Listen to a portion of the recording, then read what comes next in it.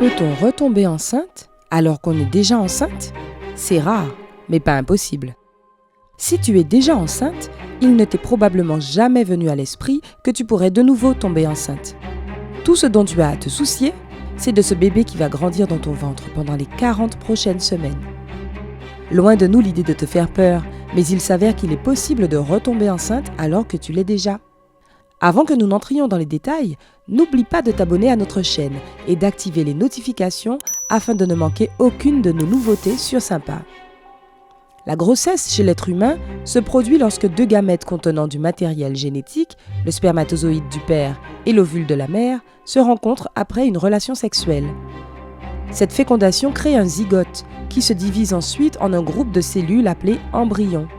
L'embryon devient un fœtus au bout d'environ 10 semaines, qui se développe ensuite jusqu'à la naissance. Même les grossesses normales peuvent être très pénibles. Alors imagine les conséquences d'une double grossesse. Le nom de ce phénomène est superfétation. Et il se produit lorsque plusieurs progénitures se développent à des stades différents pendant une même période de gestation. Un autre ovule est fécondé alors que le premier grandit déjà dans l'utérus. Ce phénomène est beaucoup plus fréquent chez les animaux comme les rongeurs, les lapins, les moutons, les visons et les blaireaux que chez les humains. La superfétation est extrêmement rare chez les humains. Et il n'existe qu'une dizaine de cas recensés dans l'histoire. Un cas récent est celui de Julia Grovenberg.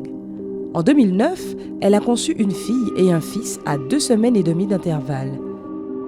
Biologiquement, le corps de la femme est conçu pour garantir que cela n'arrive pas. Les changements hormonaux pendant la grossesse empêchent l'ovulation, c'est-à-dire le processus de libération d'un ovule depuis les ovaires dans les trompes de Fallope pour être fécondé, et contribuent à l'épaississement de la paroi utérine pour empêcher un autre embryon de s'y fixer. Personne ne sait vraiment pourquoi certains embryons parviennent à passer ces défenses, mais certains gynécologues pensent que cela est dû à l'implantation du premier embryon dans la paroi utérine. Si elle est retardée, le pic hormonal qui empêche habituellement une double grossesse l'est aussi, ce qui ouvre une fenêtre d'opportunité pour un deuxième embryon. Ces 2 embryons sont considérés comme des faux jumeaux, puisqu'ils sont créés à partir de 2 ovules distincts, fécondés par 2 spermatozoïdes distincts. Cependant, à la différence des faux jumeaux traditionnels, chacun des fœtus d'une grossesse superfétatoire a une date d'accouchement différente, qui découle de sa date de conception. Il est assez difficile de donner naissance à un bébé et de garder l'autre à l'intérieur, si bien qu'on les fait sortir ensemble. Cela ne présente pas beaucoup de risques pour le fœtus plus âgé, mais le plus jeune sera prématuré. Il sera donc plus petit que son frère ou sa sœur et aura un risque plus élevé d'anomalies congénitales et de retard de développement. Les jumeaux de Julia Grovenberg ont été une exception à cette règle. Sa fille Gillian est née le 24 décembre 2009 et son fils Hudson le 10 janvier 2010. Bien que la superfétation soit rare chez l'être humain, les chances d'une double grossesse augmentent chez les femmes qui prennent des hormones pour favoriser la fécondation in vitro, FIV. Augmenter sa fertilité avec la FIV stimule les ovaires au-delà des niveaux normaux, de sorte qu'ils deviennent susceptibles de libérer davantage d'ovules pour être fécondés. Les mères porteuses subissent souvent des traitements de FIV pour faciliter le processus de conception et sont donc plus propices à la superfétation. En 2016, une Californienne, mère porteuse d'un couple de Chinois, a non seulement porté leur enfant, mais a aussi conçu le sien. Elle a donc donné naissance à des jumeaux qui n'étaient même pas apparentés. Il n'y avait évidemment pas de précédent juridique pour un cas comme celui-ci, mais tout s'est finalement bien passé.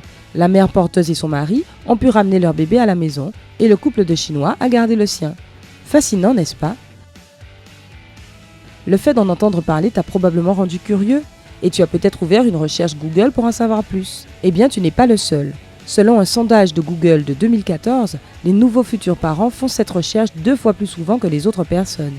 Et quand on sait que les gens sans enfants utilisent Google 3,5 milliards de fois par jour, cela remet les choses en perspective. Aujourd'hui, nous voulons tous savoir à quoi s'attendre, et Google a pratiquement toutes les réponses. En fait, il nous dit surtout de nous préparer à dépenser beaucoup d'argent. Ce n'est pas ce que les futurs parents veulent entendre, mais c'est la vérité.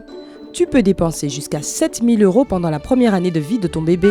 Les produits de première nécessité comme la nourriture, les couches et les vêtements ne sont pas bon marché. Parallèlement, il faut tenir compte d'une baisse de revenus en raison des congés paternité et maternité. Mais si tu n'as pas suffisamment d'économies pour l'arrivée de ton enfant, ne t'inquiète pas, Google peut aussi te dire où acheter, quand acheter et comment modifier les vêtements pour en avoir pour ton argent.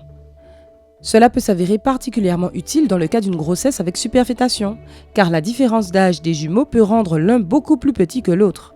Une fois que le plus âgé est devenu trop grand pour un vêtement, il peut le donner à son petit frère. Avant d'ouvrir Google pour connaître la probabilité de tomber enceinte alors que tu l'es déjà, laisse-nous t'épargner cette recherche. C'est extrêmement rare. À moins que tu ne suives un traitement de FIV, tu n'as aucune raison de t'inquiéter. Et même dans ce cas, le risque est extrêmement faible. Si tu as des inquiétudes au sujet de ta grossesse, parle-en simplement à ton gynécologue. Mets un like à cette vidéo si tu l'as appréciée et partage-la avec tes amis et ta famille. Et n'oublie pas de t'abonner à notre chaîne pour continuer à apprendre la vie du côté sympa. À bientôt!